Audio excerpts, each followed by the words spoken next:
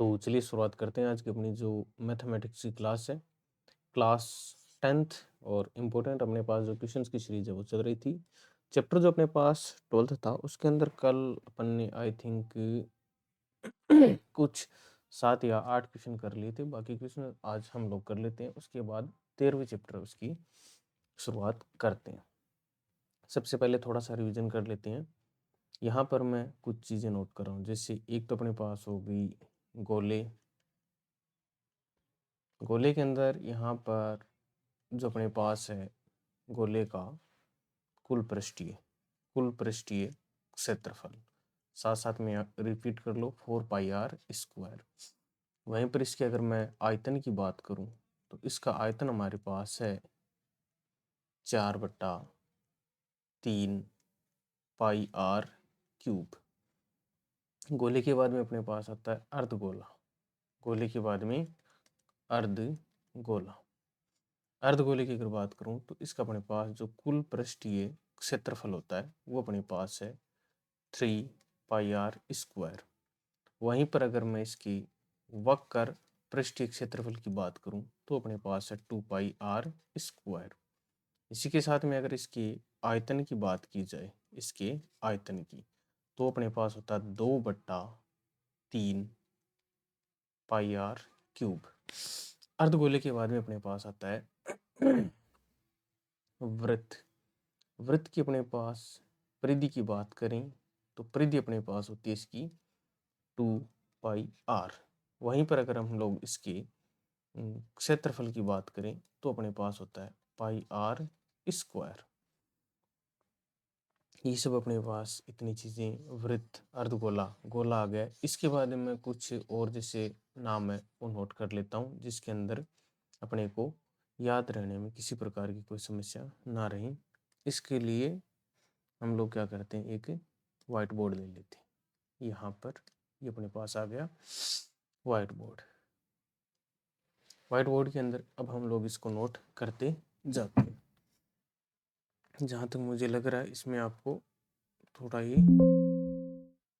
कम रहेगा, तो छोड़ो, इसके अंदर बिना वाइट बोर्ड की हम लोग उसके ऊपर यूज कर लेते हैं। इसके अंदर पेन की जो थिकनेस है वो कम रहती है। अच्छा, अपन ने यहाँ पर किस किस चीज़ की बात कर ली? एक तो अपन ने बात कर ली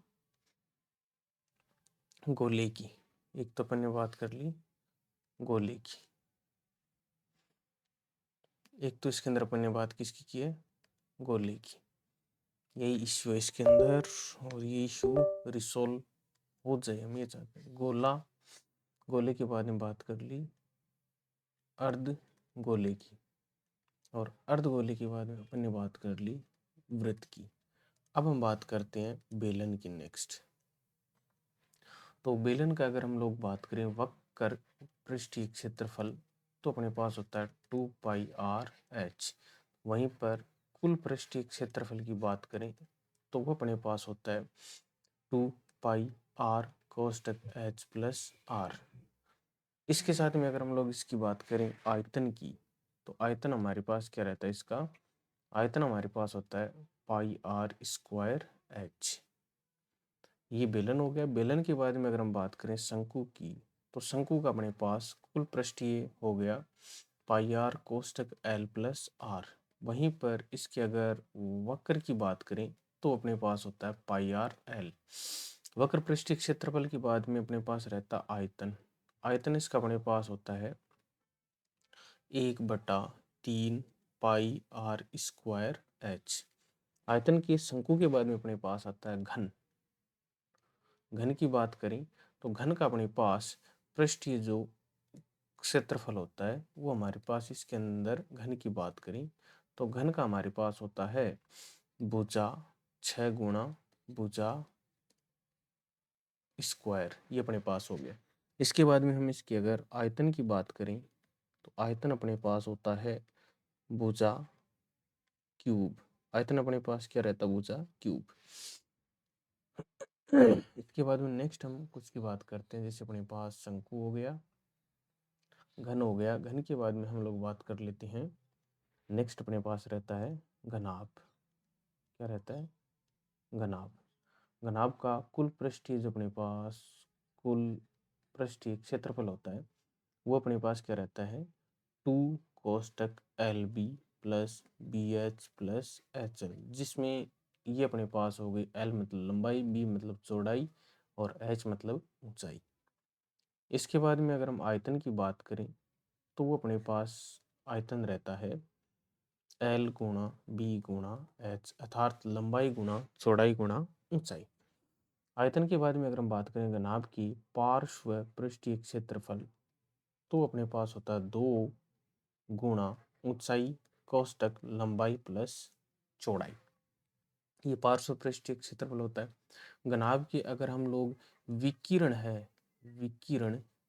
की लंबाई की बात करें L की, जो विकिरण की लंबाई है, विकिरण की लंबाई की बात करें तो अपने पास होता है √L² plus B² plus H²। ये अपने पास विकिरण होता है उसकी लंबाई का सूत्र होता है। जिसके अंदर अब हम लोग नेक्स्ट बात कर लेते हैं जो अपने सवाल हैं उनकी। देखिए कल हम लोग शायद 8वें सवाल पे होंगे, 8वां सवाल कर लेते हैं।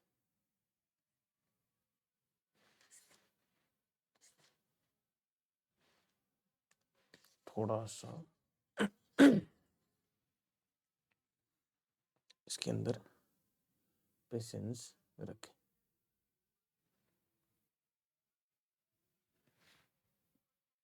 लोडिंग टाइम आ गया इसके अंदर और अब हम बात कर लेते हैं। चलिए ठीक है, बात करते हैं। एक ठोस अर्धगोले के ऊपर खड़े शंकु के आकार का है, मतलब एक अपने पास कोई ठोस इस प्रकार से अर्धगोला है जिसके ऊपर एक शंकु खड़ा है। प्रत्येक की त्रिज्या 1 सेंटीमीटर है। प्रत्येक की त्रिज्या क्या है 1 सेंटीमीटर। शंकु की ऊंचाई है, ऊंचाई क्या होती है h शंकु की, वो अपने पास इसकी त्रिज्या r है उसके बराबर है, अर्थात 1 सेंटीमीटर। यहाँ पर सबसे पहले मैं कुछ चीज नोट कर रहा हूँ शंकु के लिए। शंकु के अपने पास h ऊंचाई कितनी दे रखी है 1 सेंटीमीटर, त्रिज्या r कितनी दे रखी है 1 सेंटीमीटर। उसके बाद में शंकु के बाद अपने पास आता है अर्धगोला। अर्धगोला अर्धगोले की अगर हम लोग चर्चा करें तो अर्धगोले की अपने पास जो त्रिज्या है r वो कितनी दे रखी है, वो भी अपने पास 1 सेंटीमीटर। ये अपने पास दे रखी है अर्धगोले की त्रिज्या। इस ठोस का आयतन ज्ञात करना, जो अपने पास आकृति बनी है उसके अंदर अपने पास शंकु भी है और शंकु के साथ में अर्धगोला भी है। तो हम लोग दोनों के अगर आयतन को जोड़ दें तो अपने पास इस ठोस का आयतन आ जाएगा। शंकु के आयतन का सूत्र अपने पास होता है 1/3 पाई r² h प्लस अर्धगोले का अपने पास क्या है 4/3 है या 2/3, तो 2/3 पाई r³। ये अपने पास इसका फॉर्मूला है। इसके बाद में अगर हम बात करें तो 2/3 है, इसको हम लोग क्या लिख सकते हैं, इसको हम लोग लिख सकते हैं ये इस प्रकार से 2 गुणा 1/3 पाई r³। तो दोनों में से कॉमन हमारे पास 1/3 आ रहा है, 1/3 पाई भी बाहर कॉमन आ रहा है, पाई भी बाहर हम लोग कॉमन ले लेते हैं। तो अपन कोष्टक के बाहर लिख लेते हैं पाई/3। अंदर यहाँ पर r का मान कितना है, तो आप लोग बोलोगे सर शंकु की जो आयतन है वो हमें ज्ञात करना है, तो उसकी त्रिज्या में दे रखी है r 1 सेंटीमीटर। तो 1 गुणा 1 गुणा, अब ऊंचाई की बात करते हैं, ऊंचाई कितनी दे रखी है, ऊंचाई भी अपने पास 1 सेंटीमीटर है, प्लस बाद में यहाँ पर 2 बचा हुआ है तो 2 गुणा r का मान कितना है, तो r का मान हमारे पास है 1, तो ये अपने पास क्या हो गया 1 का क्यूब। तो इसका आंसर क्या है पाई/3, और 1 और 2 कितने होते हैं 3, तो ये 3, तो 3 से 3 कट गया, फाइनल पाई का मान अपने पास क्या रहता है 22/7। तो इस जो अपने पास ठोस है इसका आयतन क्या आ गया, तो इसका आयतन हमारे पास आ गया पाई या 22/7। जहाँ तक है आप सबको ये बात क्लियर हो गई। नेक्स्ट हम अगले सवाल की बात करते हैं। अगला सवाल तब तक आप लोग रीड आउट करें, फिर हम लोग शुरुआत करते हैं।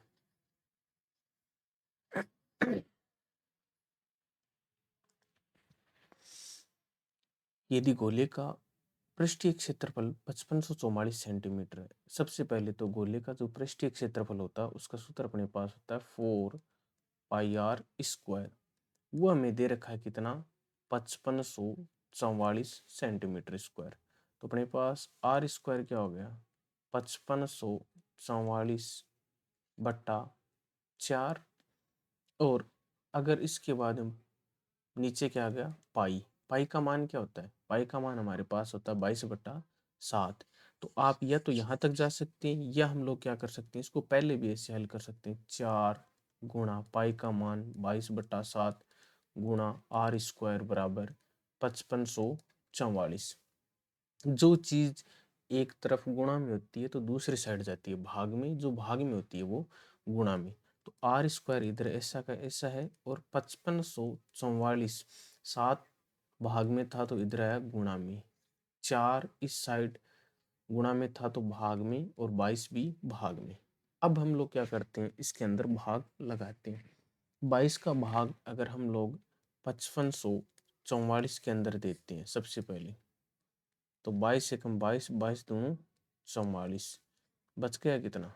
तो इस भाग को हम लोग या तो कहीं पर साइड में कर लें, साइड में क्या कर लें, साइड में इसको हम उसी जगह कर सकते हैं जिस जगह वो अपने पास 5544 भाग 22, 22 दूनी 44, कितने बचे 11, और 22 दूनी 44, 22 3 66, 22 चौक 88, और 22 पंजो 110, कितने बचे 4 और फिर 2।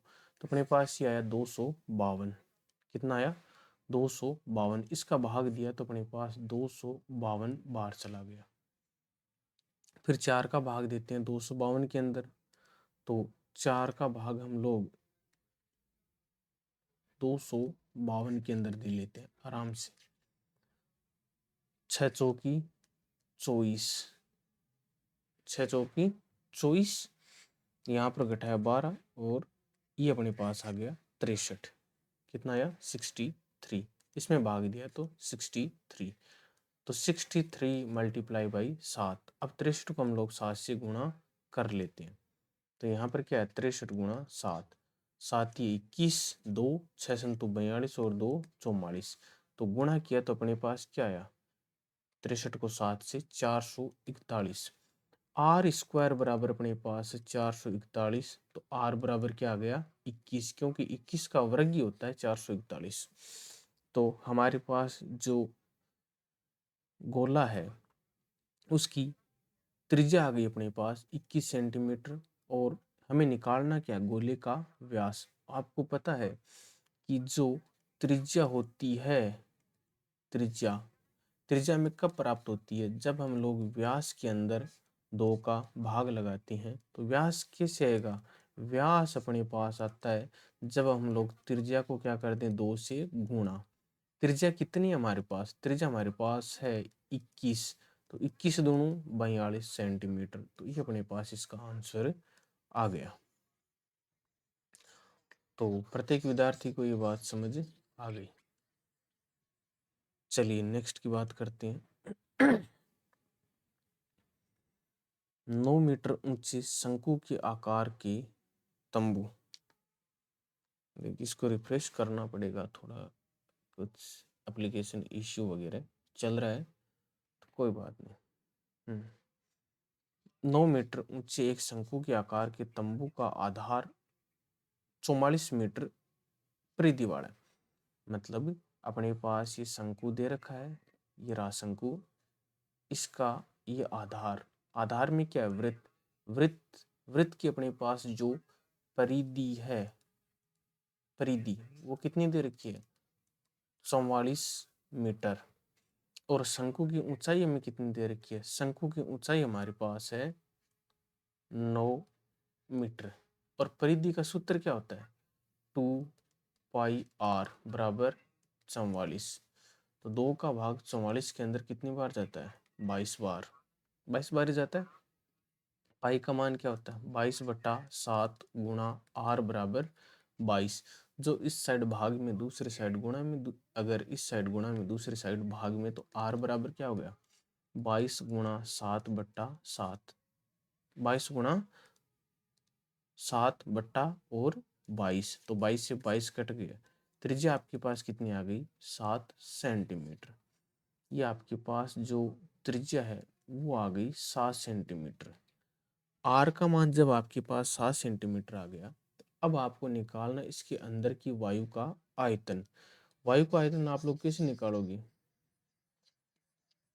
सबसे पहले शंक्वाकार आकृति है और शंकु की अपन ने त्रिज्या आर बराबर निकाली है 7 सेंटीमीटर और एच आपको दे रखी है 9 सेंटीमीटर। और शंकु के आयतन का सूत्र होता है 1/3 पाई आर स्क्वायर एच, अर्थात 1/3 पाई का मान हो गया 22/7 गुणा आर का मान 7 गुणा 7 और ऊंचाई एच कितनी होगी 9। 7 से 7 कट गया, 3 का भाग 9 के अंदर 3 बार, 7 ये 21। तो आपको क्या करना है 21 गुणा 22 तो क्या आएगा 2 और 6 4 462।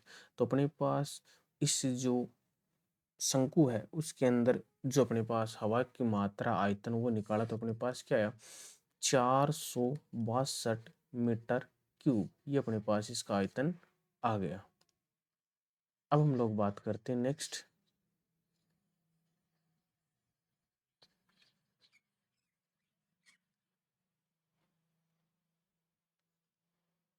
नेक्स्ट अपने पास सवाल है उसको आप लोग रीड आउट करें। 6 मीटर वाली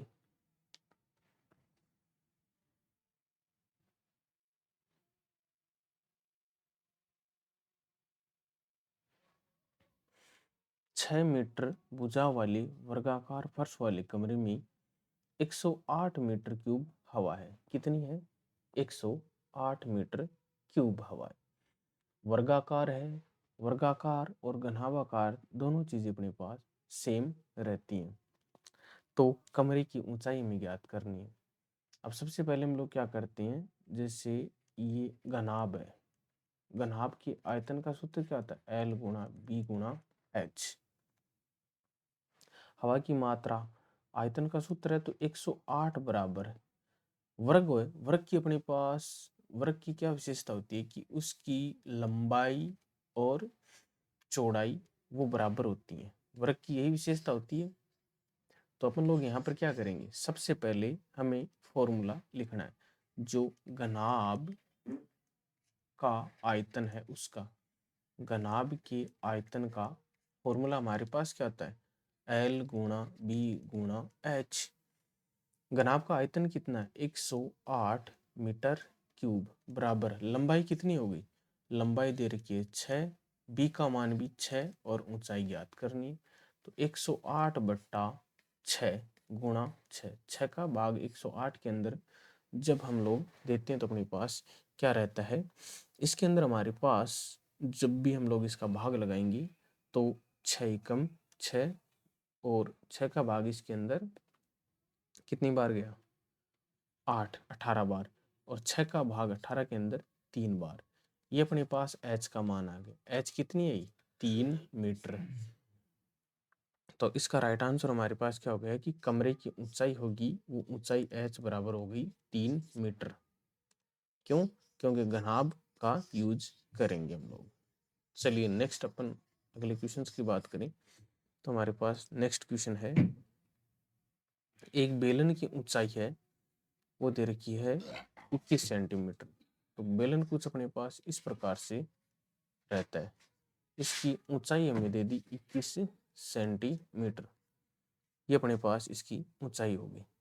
इसके बाद में इसके आधार में क्या लगा वृत्त, और वृत्त का क्षेत्रफल हमें दे रखा है 154 सेंटीमीटर स्क्वायर। वृत्त के क्षेत्रफल का सूत्र होता है पाई आर स्क्वायर जो कि हमें दे रखा है 154। पाई का मान क्या होता है 22/7 गुणा आर स्क्वायर बराबर 154।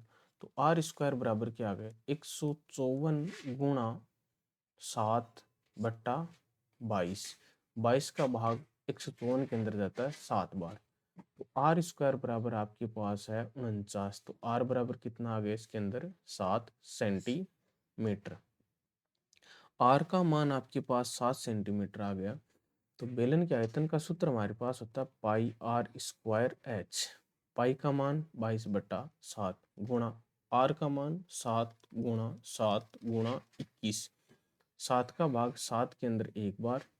अब 22 को 7 से गुणा करना और 21 को उसके बाद गुणा करना। 22 को 21 से गुणा करेंगे तो अपने पास मान आएगा। तो पहले हम लोग क्या करते हैं, 22 को 21 से गुणा, तो अपने पास क्या आ गया 2 और 6 4 462। इसको गुणा कर देना 7 से, 7 दूनी 14, 1 और 6 संतु 42, 1 43, 3, फिर अपने पास बच गया 4। 728 और 4 32। तो फाइनल अपने पास क्या आ गया आंसर। इस पूरे को जैसे अपन लोगों ने गुणा किया तो अपने पास इसका आंसर आया 3234। तो बेलन का आयतन अपने पास क्या हो गया, बेलन का आयतन हो गया 3234। तो ये हमारे पास इसके अंदर 12वां क्वेश्चन कंप्लीट हो गया। इसके बाद में हम बात करते हैं जो हमारे पास 13वां क्वेश्चन है उसकी।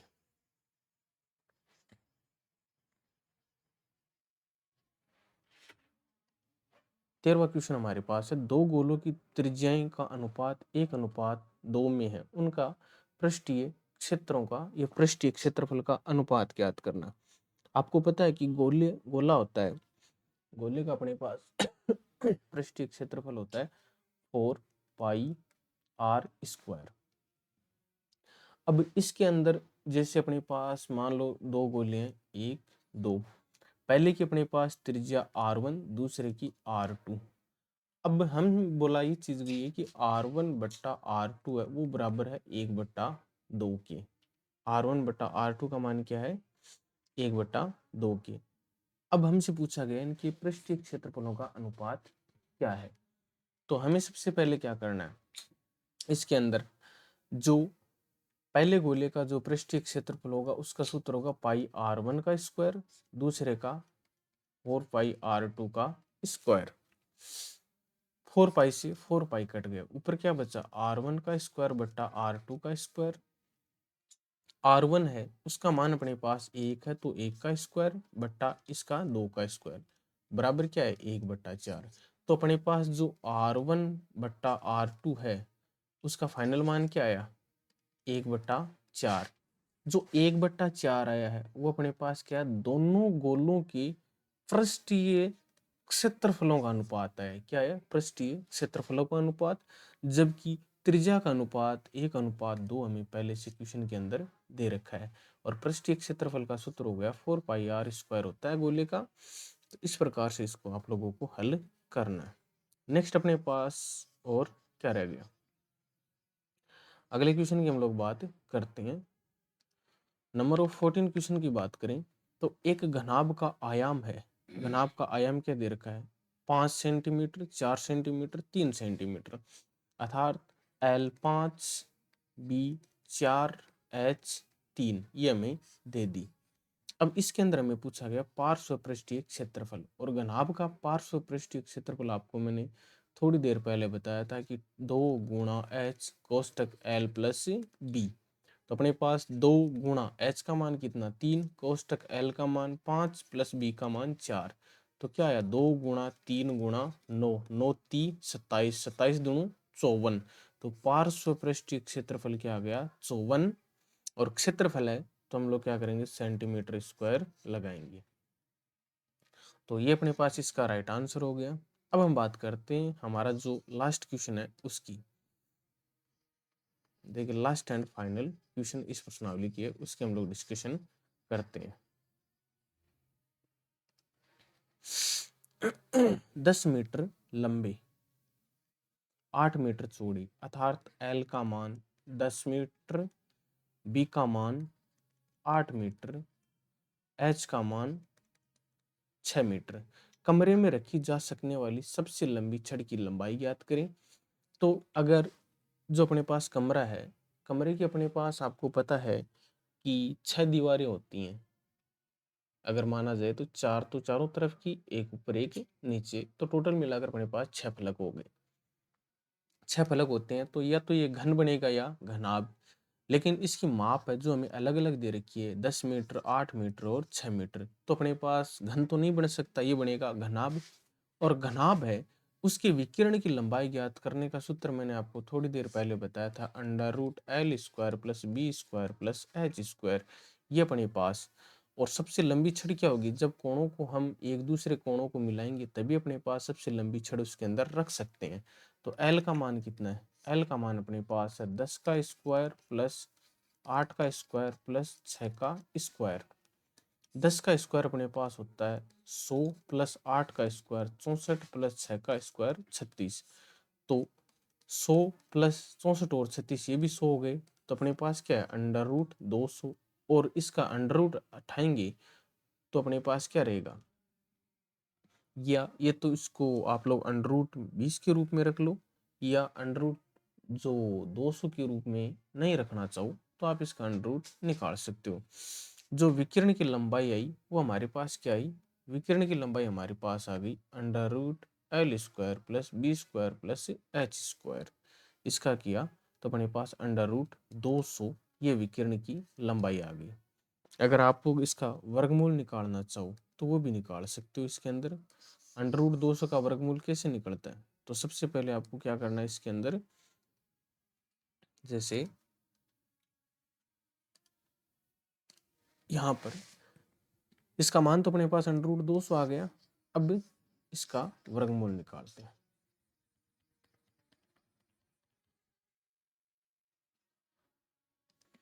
अंडर रूट 200, ये तो समझ में आ गया आपको कि एल का अपने पास हो गया 10, 10 का 100 प्लस 64 प्लस 36, तो टोटल 200 हो गए। और इनके अंडर रूट रहेगा 200 का वर्गमूल लिया तो आप लोग अभाज्य गुणनखंड विधि से निकालो, क्या आएगा, 2 का भाग दिया 100 बार, फिर 2 का दिया 50 बार, फिर 2 का दिया 25 बार, फिर 5 का दिया 5 बार, 5 बार 1।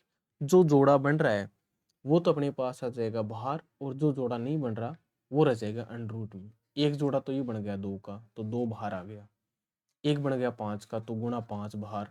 अब इसका नहीं बन रहा तो ये किस में पड़ा रहेगा, अंडर रूट 2 में। तो 5 दूनो 10, तो अपने पास मान के आ गया 10 अंडर रूट 2। ये इसका अपने पास फाइनल आंसर हो गया। कल हम लोग शुरुआत करेंगे अपने पास जो नेक्स्ट चैप्टर है स्टैटिस्टिक्स सांख्यिकी उसकी। ये थोड़ा चैप्टर बड़ा था तो उस वजह से इसके अंदर अपने पास 2 क्लास हमें कंप्लीट करना पड़ा, और सांख्यिकी है वो भी अपने पास 2 क्लास पूरी ले गई।